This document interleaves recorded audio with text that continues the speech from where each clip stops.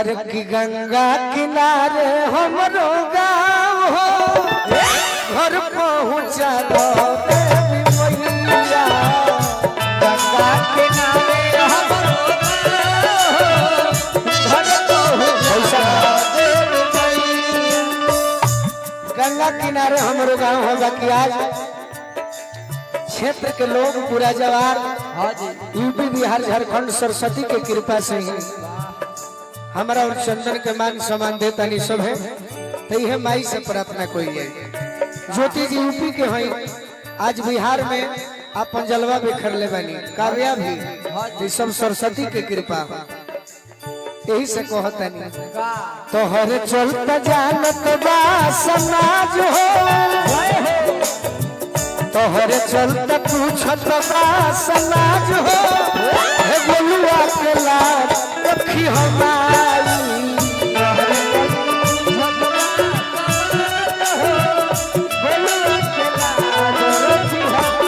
तोहरे चलता जानत बा समाज हो बबुआ के लाज रखी हमारी।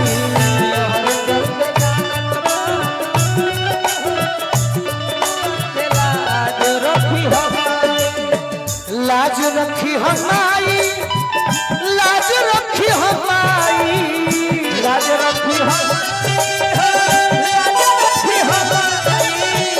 लाज रखी हमारी लाज रखी हमारी सब दिन रखलू जैसे आज हो छोटुआ के लाज रखी हमारी।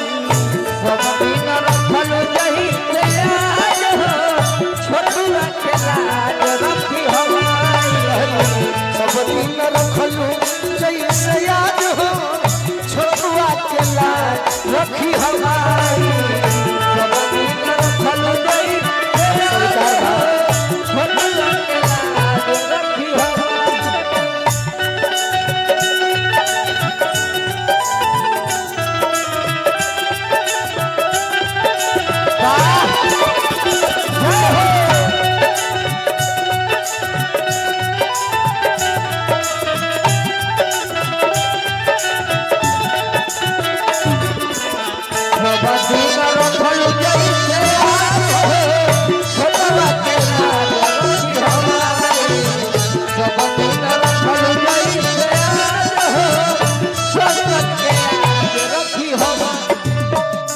अभी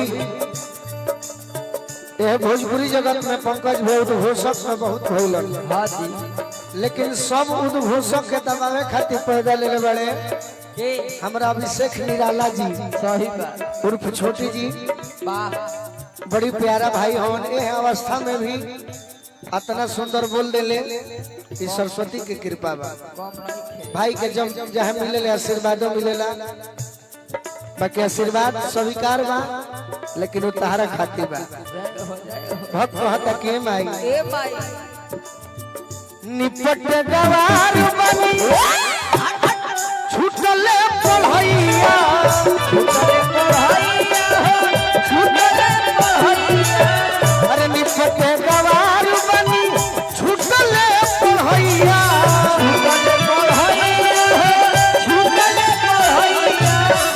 गवहू के लूर ना गीत गवैया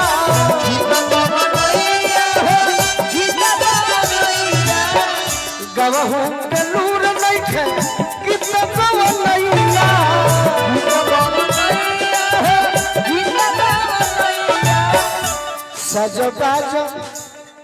सज बाज उखड़ल में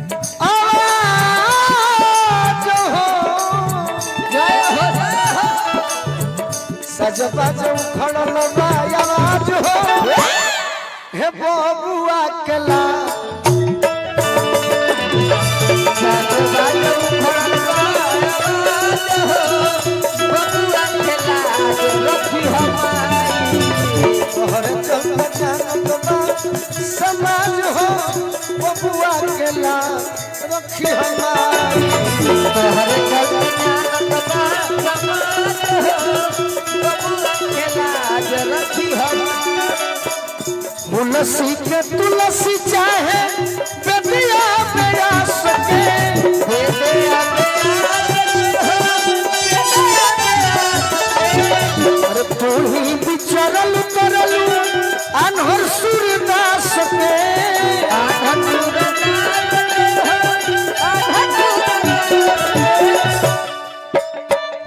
फेरलू वाल्मीकि के मिजाज हो फेरलू वाल्मीकि के मिजाज हो बबुआ के लाज रखी हमार फेरलू वाल्मीकि के मिजाज हो बबुआ के लाज रखी हमार तोहर चलते जनम बा समाज हो बबुआ के लाज रखी हमार तोहर चलते जनम बा समाज हो बबुआ के लाज रखी हमार तोहर चलते जनम बा समाज हो बबुआ के लाज रखी हमार तोहर चलते जनम बा समाज हो बबुआ के लाज रखी हमार वही दिन लिखा बजावे के बाद